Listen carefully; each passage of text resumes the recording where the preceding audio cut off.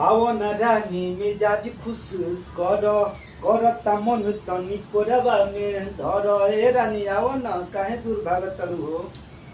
आओ न रानी मिजाज खुश कर करता मन तनी कोरबा में भर।